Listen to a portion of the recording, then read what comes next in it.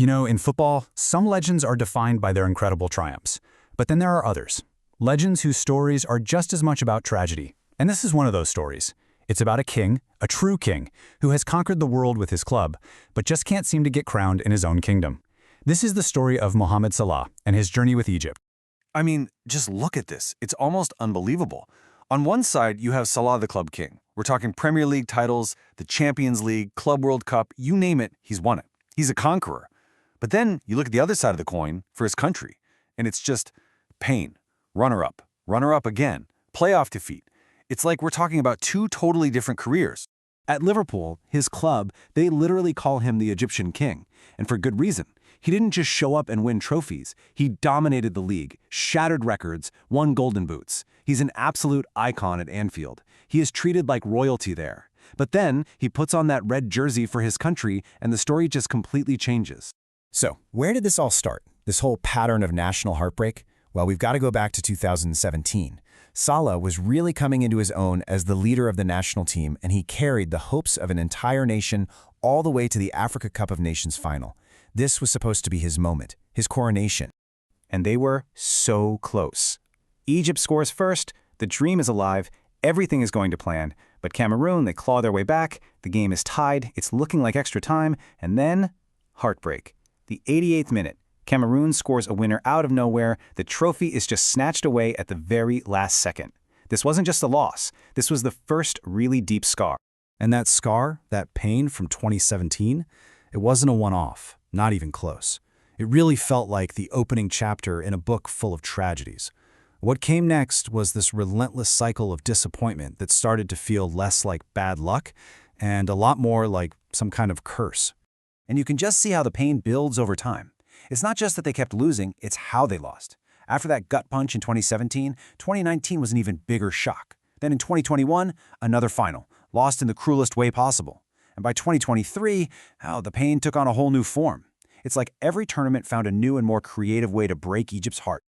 Okay, so 2019 was supposed to be the one, the redemption arc. They were hosting the tournament. The entire country was buzzing.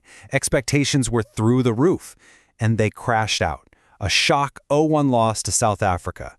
And of course, the timing was just brutal. An 85th minute goal. To lose like that in front of your own fans, just devastating. If 2019 was about shock, 2023 was about pure helplessness. This time, Salah, their captain, their hero, was injured. He couldn't do a thing. He just had to sit on the sidelines and watch as his team got knocked out. On penalties, of course. For a guy who carries the weight of a nation on his shoulders, there's probably no worse feeling than that.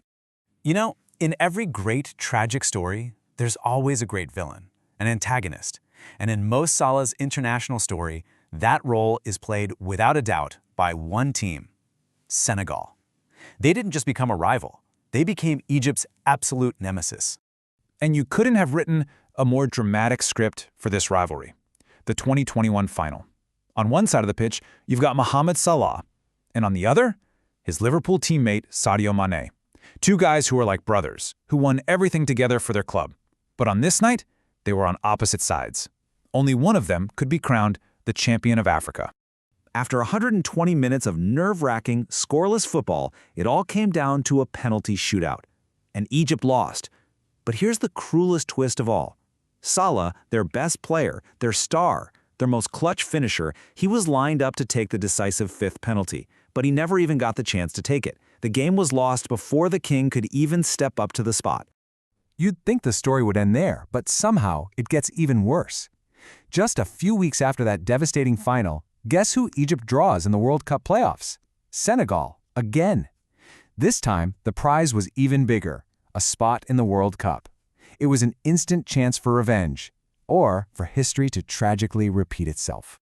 After two intense matches, the teams were still tied. After extra time, still tied. I mean, you can't make this stuff up. In this moment of just cruel cinematic symmetry, the fate of both of these nations, the dreams of Salah and Mane, would be decided by a penalty shootout. Again, the tension was just off the charts. And this was the climax. This time, Salah did get to take a penalty. He stepped up first for Egypt, and he missed. He blasted it over the bar. Then, later in the shootout, who steps up with a chance to win it all for Senegal? Of course, it's Sadio Mane, and he scores. Senegal is going to the World Cup, and Egypt and Salah are left with absolutely nothing. Again. So what does all this do to a player's legacy? For a guy who has achieved literally everything there is to achieve in club football, this one massive hole on his resume, winning something with Egypt, it defines his story just as much as all those trophies do. He's carrying the weight of over 100 million people, and so far that weight has just been too much. And the story just keeps repeating itself. You fast forward to the 2025 Africa Cup of Nations, Egypt makes it to the semifinals. And who is standing there waiting for them? You guessed it, Senegal. And once again, Senegal gets the better of them, making sure this painful pattern continues, always at the hands of their biggest rival. And really, it all comes down to this. For a man who makes the impossible look routine in the Premier League, winning that one trophy with his beloved Egypt, well, it seems like a monumental task. Almost impossible. A challenge that, so far, he just hasn't been able to conquer. And then you see this number, 33. That's how old Mo Salah is. Yeah, he's still an incredible player, but let's be honest, the clock is ticking on his international career. He might only have one, maybe two more real shots to finally climb that pyramid and claim the crown that his country wants for him so badly. Which leaves us all with this one massive question. After all the heartbreak, all the near misses, all the cruel twists of fate, will the Egyptian king of Anfield ever truly get to wear his crown with the pharaohs? Or is he destined to go down in history as the greatest uncrowned king the game has ever seen? I guess only time will tell.